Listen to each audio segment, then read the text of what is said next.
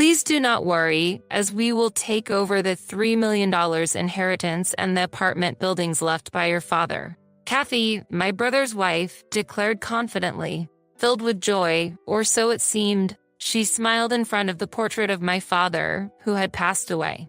She looked like the embodiment of evil. However, she was under a grave misunderstanding. Until that misunderstanding was cleared, I would patiently endure.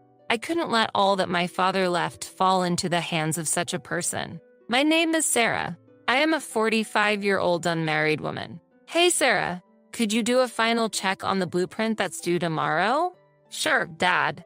At my father's request, I started the final check on the blueprint. I work at my father's architectural firm, handling both clerical and design work. Ever since I was young, I've been interested in my father's work, aspiring to have the same career as him. For this purpose, I studied architecture and design in high school and university and joined my father's company immediately after graduating. We have continued the business together. I have been designated as the next manager by my father, and I have the trust of our employees. I have an older brother who is 5 years older than me and a liberal arts major, but he has no interest in design and is unlikely to be involved in the management or operation of the company in the future, so I am not particularly worried about the succession of the business.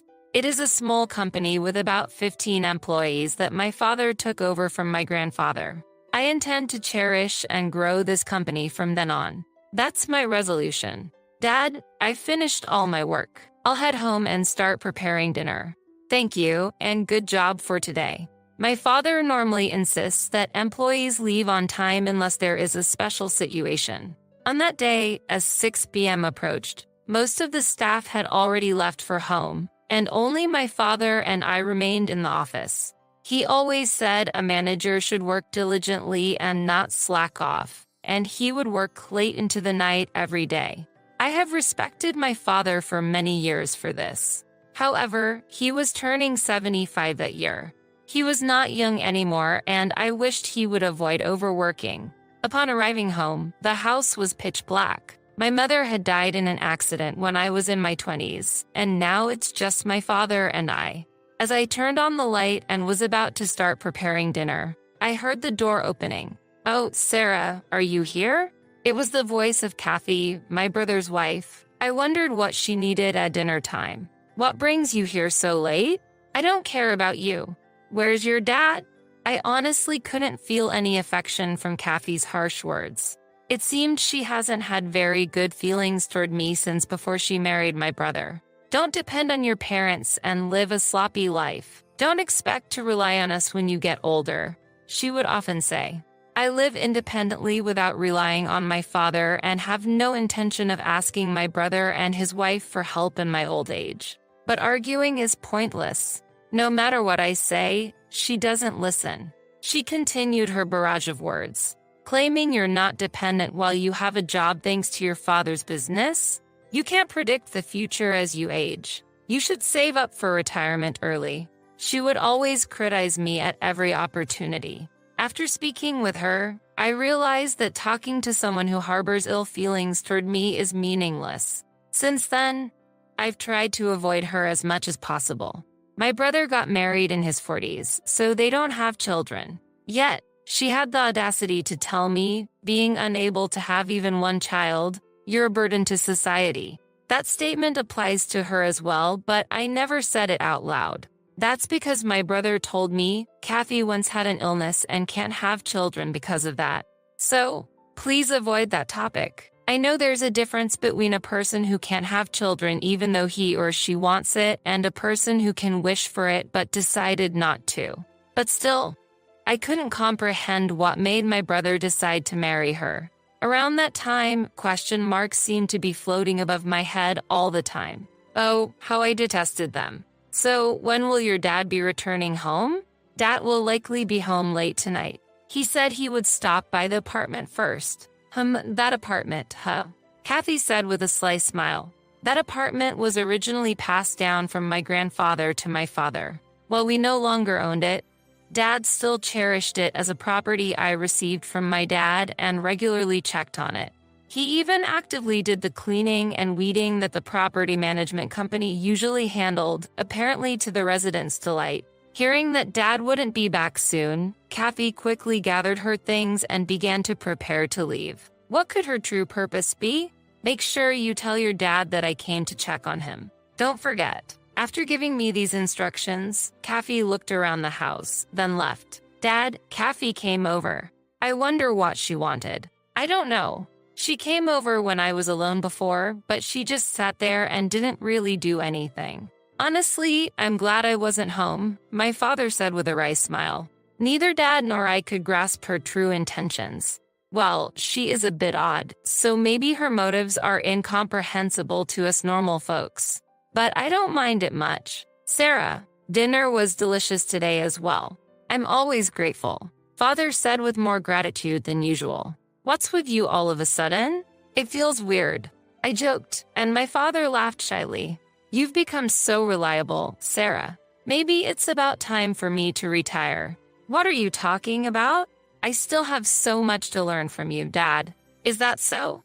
Well, I guess I'll take a bath and head to bed. Good night. Good night. A week later, he suddenly collapsed at work. At the time, I was in a meeting at a client's office and received an urgent call from a colleague. Sarah, the boss.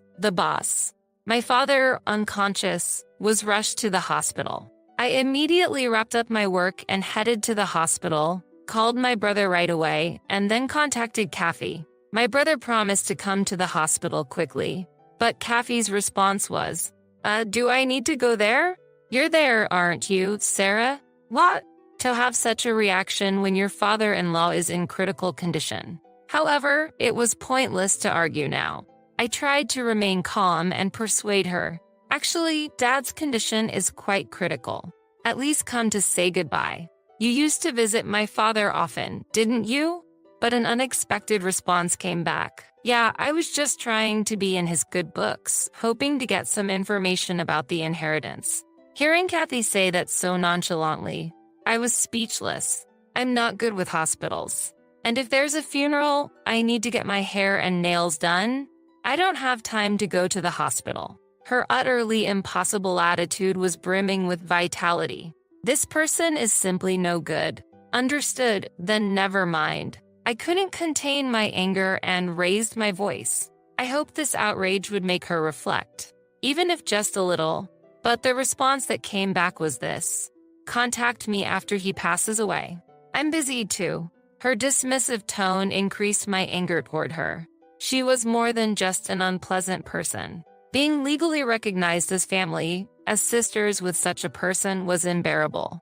2 hours after that call, my father passed away quietly. He was 75 years old. We immediately began arranging the wake and the funeral. There wasn't even time for the family to mourn due to the rush of various preparations. Despite this, my brother, who should be fulfilling his duty as the chief mourner, seemed emotionally detached. Sarah, did Dad have any special illness? His passing seemed so sudden. What exactly does the chief mourner do? Do you know? Wait, I have to give a speech. That's such a hassle. At 50 years old, my brother was failing to fulfill his role as the chief mourner. I was angered by his nonchalant remarks, but I was even more astonished by Kathy's attitude. Why should I, as the wife of the eldest son, have to step forward? I hate troublesome things. You do it. With that, she immediately disappeared to the back. I was also scrambling with greeting the attendees, detailed meetings with the funeral home, and interactions with the company. In the midst of all this business, her indifference was unbearable. I could understand feeling inconvenienced since he wasn't her own parent, but such an attitude was inexcusable. My anger turned to sadness. Well, Kathy has her own difficulties, too. Sarah, please handle her part as well. My brother was always taking Kathy's side. Does he even know the rude things his wife has said? Those words nearly escaped my lips, but I felt it was futile to inform my ineffectual brother of the reality. In the end, I ignored my brother and his wife and focused on fulfilling my duties. With the help of relatives, we managed to complete the funeral without incident. It was during the first 7 days of mourning when the relatives gathered again, sharing drinks. He passed away without suffering, so he must be content now. The one who spoke to me was my father's younger sister, my aunt, who was 15 years his junior, still young at 60. To me, my aunt was like a sister whom I could talk to about anything, despite our age difference. As my aunt and I were reminiscing, Kathy suddenly stood in front of us, exuding the aura of a villain from a drama. If this were a drama, even someone who just tuned in would immediately know she's the antagonist. Shall we get started? What are you starting? I tilted my head, not grasping her intention. It's about inheritance. My husband is the eldest son, so the $3 million inheritance and that apartment are rightfully ours. I checked the bank book the other day. My aunt and I were surprised by this abrupt talk of inheritance, exchanging glances. How did she check the bank book, which was securely locked away in the depth of a safe? We were at a loss for words. Kathy, presuming to control the situation, confidently continued. You have the company and this house, don't you? What more could you want? Well, that's... Before I could explain, she unilaterally pushed on with her agenda. Next to her, my brother, as if uninterested, simply kept drinking silently. Maybe I'll raise the apartment rent a bit. If the rental income increases, our life will be easier. Or maybe we could rebuild it. Your dad really left us a valuable inheritance. Her loud voice echoed, and the relatives fell into a hushed silence. But then someone couldn't suppress a laugh. One uncontrollable laugh spread to others, who began to look down, covering their faces with handkerchiefs. Then my aunt whispered to me, "Is she joking? If you have something to say, speak up." Kathy glared at my aunt with her arms crossed, looking imperious. My aunt and I could only offer a wry smile. Taking a deep breath, I began to explain the situation. Kathy, there is no inheritance left for my brother to receive." "What do you mean?" "There's no way there is nothing. Are you trying to trick me?" Kathy's face, once triumphant, now filled with anger. "The circumstances are different. The apartment belongs to my aunt, and I have taken over the company. The inheritance from Dad has already been passed on completely. So there is nothing left for my brother to inherit now." "What? That's news to me. I haven't been informed of anything at all. Since this was decided before my brother married Kathy, it's understandable that she didn't know. Here's the situation. It was only natural for my father to want to pass the company to me after years of working with him. I had initially resisted, feeling it to be a heavy responsibility, but it was very important to him. He had a strong desire to pass his business on to his own flesh and blood. When I decided to take over the management, we went through the proper legal procedures for inheritance with a lawyer. As for the apartment, it's Dad's lifetime gift to my aunt and uncle, a decision made when Grandpa passed away. Everything about the company has been settled, and my brother agreed when it was decided that I would take over. Lastly, the ownership of this family home has also been transferred to my name. So, there is really nothing left for my brother to inherit now. As I carefully explained the details, my brother seemed to recall something and began to speak. Now I remember. Dad gave me a substantial amount of money as a lifetime gift or something. Was that what it was? I got a lot of money all at once and just spent it without much thought. Ahaha. Indeed, my brother used to spend quite lavishly when he was single. He would travel overseas more than 3 times a year, his taste in brands significantly upgraded, and it seemed he would change cars several times a year. So the apartment is in Andy's name. I always thought I would inherit it. My brother must have conveyed such information to Kathy without verifying it, unaware of the true circumstances of the money he received amounting to nearly $1 million. He had spent almost all of it without a second thought. This was easy to imagine. So what about the bank book with the $3 million in it? That's an old bank book from the company that's no longer in use. But why do you ask? It should have been stored in the safe. That old safe. Perhaps it had been opened with a thin tool of some sort. If so, that would be quite a feat. My aunt frowned and stared at Kathy. At that moment, my brother murmured quietly, "Did Dad hate me?" "What?"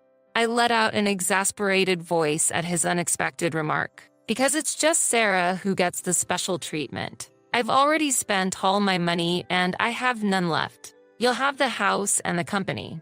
To such a childish remark, my aunt stood up. "You're an adult now. Why would you say such things? Do you know how hard Sarah worked to take over the company?" "Auntie." My aunt understood the struggles and efforts I had gone through, knowing that my decision to take over the company was not made lightly. She spoke in my defense for that reason. "The financial hardship you're facing is the result of your own actions. It's only natural that your money would run out if you lived so lavishly." I remember Dad frequently worrying about my brother's extravagant lifestyle. Giving him cash might have been a mistake. If such wastefulness continued, bankruptcy would be inevitable sooner or later. I shared his concerns, and my brother used up the lifetime gift he received from Dad within a few years. Not leaving cash behind now is, in a way, a lesson from Dad. One should enjoy luxury from income earned by one's own work, not from unexpected money. My aunt's stern advice made my brother hang his head. However, Kathy was not convinced. "I've never heard of anything like that. Why am I the only one who doesn't know? I can't believe the apartment wasn't his anymore." "That's because it happened before you came into the family. I'm the wife of the eldest son, and I wasn't informed at all. Dad didn't teach me anything. This is strange." Watching Kathy's outburst, it was clear that my father had not discussed the inheritance with her, but I could somewhat understand his intentions. Maybe he had always seen through Kathy's greedy nature, her significant attachment to money. "There's nothing strange about this. It's Dad's will." At my calm response, Kathy's eyes widened and she raised her voice. "I won't accept this. I'll sue you. But you're not even in a position to inherit, so I don't think you have any right to reclaim anything." Hearing my logical statement, Kathy became furious.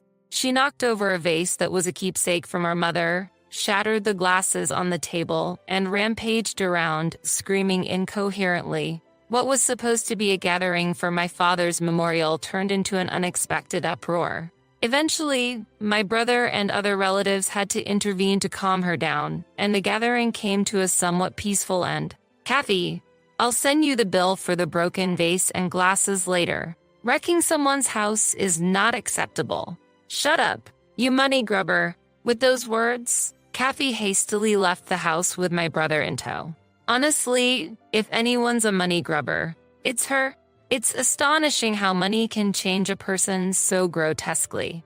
It was a day when I fully realized the true horror of Kathy's nature. In the end, my brother and Kathy got divorced. Surprisingly, the initiative for the divorce came from my brother, who was always hesitant in making decisions.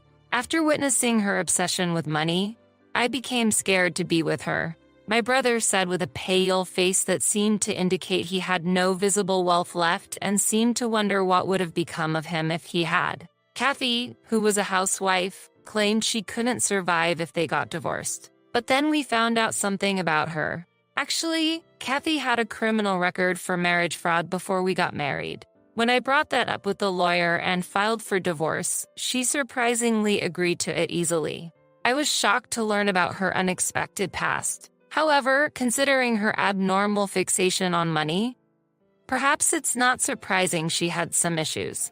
To be honest, I'm relieved that the family ties with such a person have been severed. Yet, I can't help but worry about my brother's lack of judgment. As his sister, I feel concerned. "Sarah, boss, you have a visitor." I stood up at the call from an employee. "There's no need to start calling me boss."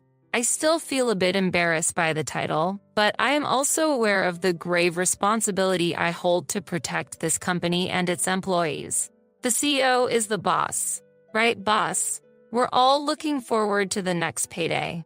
I can't help but smile at another employee's joke. You all really love your jokes. I'm happy to be recognized as their leader. Dad, I swear I will protect this company. With that resolve in my heart, I hand my business card printed with President and CEO to the visitor.